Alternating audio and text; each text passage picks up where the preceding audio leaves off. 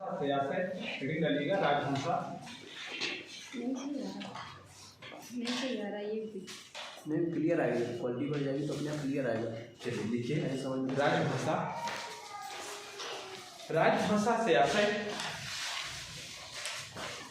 राजकीय कामकाज की भाषा। राजभाषा से आशय राजकीय कामकाज की भाषा से है। राजभाषा से आशय राजकीय कामकाज की भाषा से है। जिस भाषा को संवैधानिक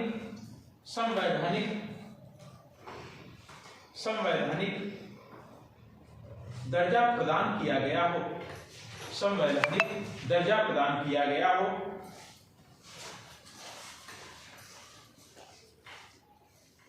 संवैधानिक दर्जा प्रदान किया गया हो उस भाषा को राजभाषा के रूप में जानते हैं। उस भाषा को राजभाषा के रूप में जानते हैं।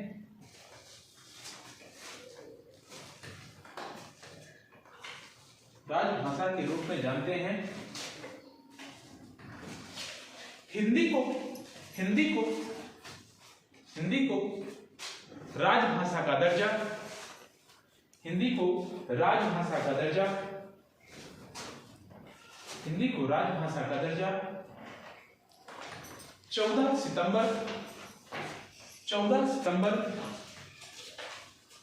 1949 ईस्वी को 14 सितंबर 1949 ईस्वी को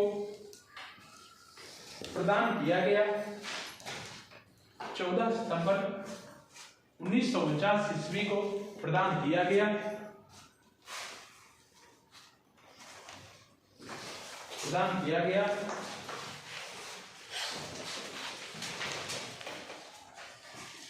जिसका उल्लेख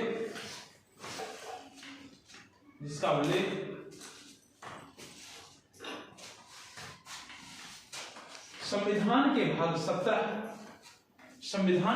17 में किया गया है। जिसका उल्लेख संविधान के भाग 17 में किया गया है।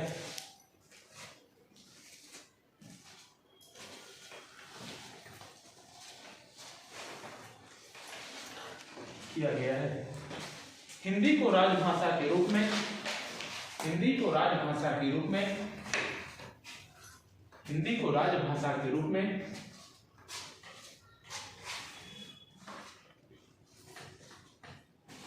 10 राज्यों द्वारा स्वीकार किया गया है।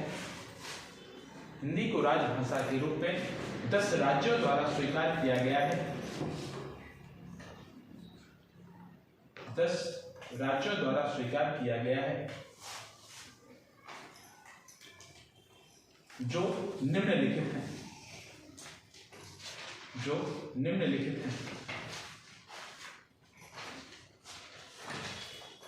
Number 1 Uttar Pradesh.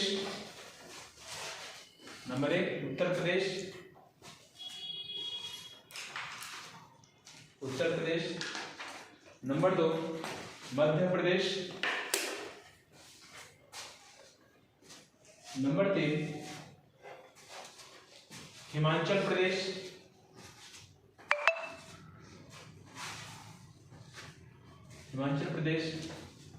Number 4 Haryana.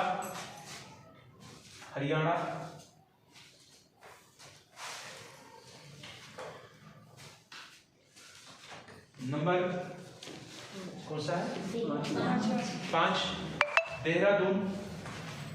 Bracket में उत्तराखंड भी ले सकते हैं। देहरादून या ब्रैकेट में उत्तराखंड।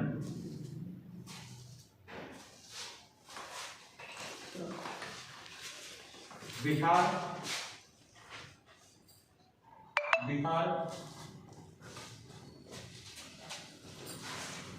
दिल्ली। झारखंड।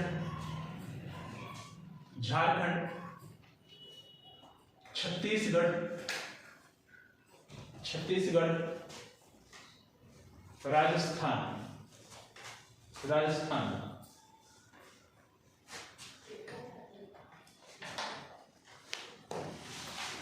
अनुच्छेद 343 अगला पाठ बनाइएगा। अनुच्छेद 343 से अनुच्छेद 351 तक,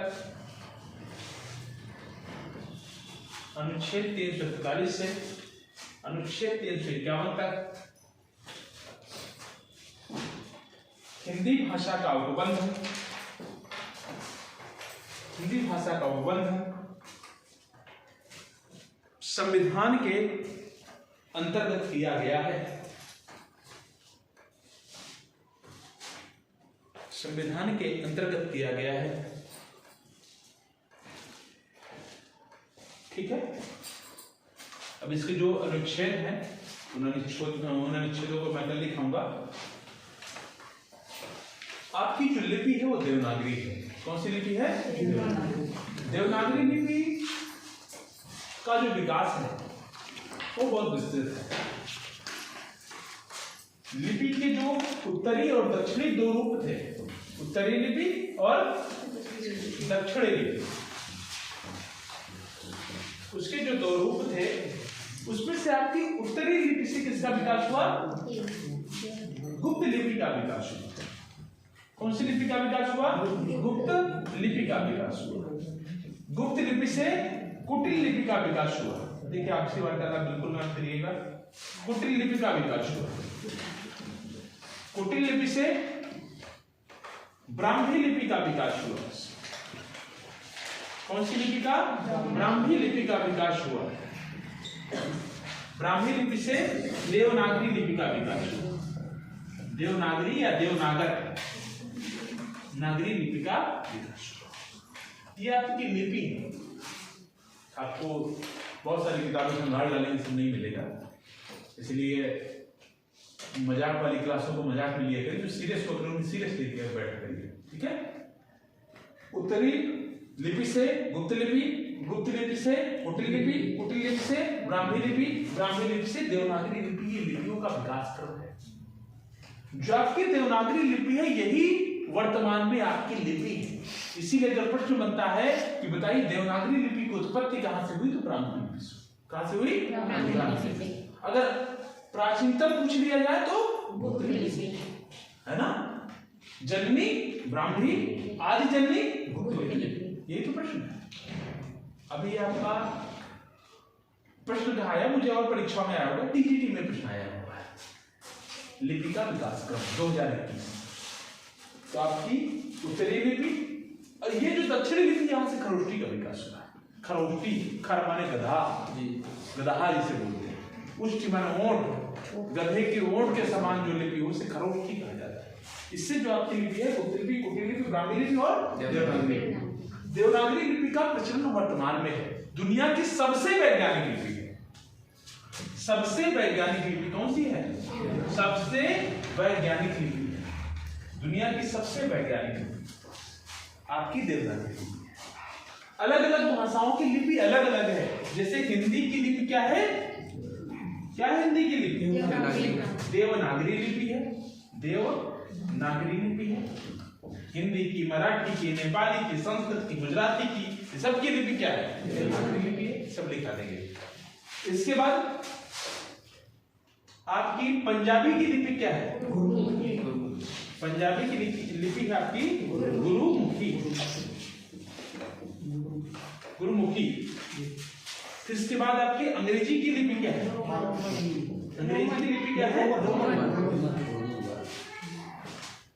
रोमन है। कौन सी है? रोमन। रोमन। फिर उर्दू की लिपि कौन सी है? अरबी और फारसी। केवल अरबी फारसी बस नहीं, अरबी और फारसी लिपि किस लिपि लिखी जाती है? अरबी और फारसी। अरबी फारसी लिपि में आपको लिखी जाती है। ये लिपियां हैं मुख्य रूप से जो प्रचलित। अब आप सोचे कि उसकी क्या होगी, चीनी की क्या होगी, तो वो आपके सिलेबस का कोई विषय नहीं। आपके मुख्य रूप से ये लिपि जीएस में पूछी जाती है, तो ये पूछी जाती है। ठीक है। मुख्य रूप से हमारी बात हो रही है देवनागरी लिपि। देवनागरी जिसे देवनागर या देव या संस्कृत की लिपि होने के कारण देववाणी कहा जाता है ना। संस्कृत की लिपि होने के कारण इसे देवनागरी कहा गया। ठीक है। और गुजरात में इसका जन्म हुआ। इस लिपि का, देवनागरी लिपि का जन्म कहाँ हुआ? गुजरात में। गुजरात को देवनगर कहा जाता है, इसलिए भी इस लिपि का नाम देवनागरी पड़ा। देवनागरी दुनिया की सबसे वैज्ञानिक लिपि इसलिए कही जाती है क्योंकि इसमें 52 वर्णमाला का सम्मिलित एक समूह है, जिसमें 52 वर्णमाला के अक्षर हैं और हर एक अक्षर का एक निश्चित चिन्ह है। अगर का ध्वनि है तो का उच्चारण का है, का की एक ध्वनि है। जैसे अंग्रेजी में आपको के से भी का लिख देते, सी से भी का लिख देते, क्यू से भी का लिख देते, कोई अस्तित्व नहीं है, पता नहीं चलता कौन किसका जन्मदाता है, कोई अस्तित्व नहीं है। लेकिन हिंदी में आप देवनागरी लिपि एक ऐसी लिपि है, लिपि का मतलब होता है चिन्ह। आप का बोल तो रहे लेकिन पता ही नहीं, इसीलिए बच्चों को कहा जाता है सबसे पहले बच्चा कौन सी क्रिया करता है? कुछ को नहीं पता। सबसे पहले बच्चे को सुनाया जाता, सुनना। बीएडसी जो किए बैठे उनका प्रशिक्षण सब हुआ होगा। पहले सुनने की प्रक्रिया होती है, बच्चे को सुनाया जाता है। का खा चिल्ला चिल्ला के अध्यापक बताता है, जो नहीं बताता वो गद्दारी करता है, चिल्ला चिल्ला के बताया। फिर बुलाया जाता है, बोलो क्या लिखा है, तब वो कहता का लिखा है। फिर पढ़ाया जाता है, फिर लिखाया जाता है। हम लोग कहते हैं लाओ कॉपी लाओ लिखो, साचा भर दो लिखो। गलत तरीका है, बच्चा कभी जीवन में नहीं सीख पाएगा। पहले उसे सुनना है, सुनाना है हमें चीजें, फिर बुलाना है, फिर पढ़ाना है, फिर लिखना है। अंतिम क्रिया है लिखना। अगर देवनागरी लिपि क्या महत्वता है हमें पता नहीं का। अब हमने कहा गा, अगर इसे कोई निश्चित चिन्ह ना दिया गया होता तो हम जानते क्या गा की इसी तरह गा बनता है? कौन जानता है गा का रूप ये है? नहीं जानते। लेकिन देवनागरी लिपि कहती है मेरे 52 वर्ण चिन्ह हैं, इन 52 वर्ण चिन्हों में गा का चिन्ह ये होगा। अर्थात ये वैज्ञानिक लिपि है, प्रतिष्ठित लिपि है, स्थानिक लिपि है, क्योंकि अपने एक वर्ण के एक निश्चित चिन्ह प्रदान करती है, इसलिए इसे वैज्ञानिक लिपि कहा जाता है। बाकी लिपियों में ऐसा कुछ नहीं है। 52 वर्णमाला जिसमें 11 स्वर हैं। कितने स्वर हैं? 11 स्वर हैं और 33 व्यंजन हैं और 4 अंतस्थ हैं। कितने हो गए? 33 11 4 कितने हुए? 48 हुए। 4 आपके ऊष्म वर्ण, इस प्रकार से 52 वर्ण हो जाते हैं और 52 वर्ण वालों से मिली हुई आपकी देवनागरी लिपि। और देवनागरी लिपि में हर एक वर्ण के लिए एक निश्चित चिन्ह, इसलिए इसे दुनिया की वैज्ञानिक लिपियों में से एक लिपि कहा जाता है। ठीक है, कुछ समझ में आता है या फिर बस गर्दने में ढकती रहती है? आता है। सब जो खरोष्टी लिपि आप बताइए किसकी है सर जी, कौन सी बात? खरोष्टी लिपि का प्रयोग प्राचीनतम समय में हुआ जब आपकी लिपियों का विकास नहीं। अब आप क्या करते हैं, किधर से लिखना शुरू करते हैं? देवनागरी लिपि कहाँ से कहाँ लिखते हैं?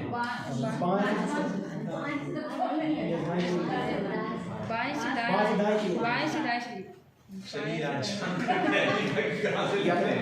और खरोष्टी लिपि में जस्ट दाएं से बाएं हो गया। और खरोष्टी लिपि में उसका पीछे से शुरू करते हैं आगे की तरफ, जो आपको उर्दू में आज भी उसी का प्रचलन है। ठीक है, चलिए बाकी बातें कल होती हैं। अब कल से हम भी प्रयास करेंगे।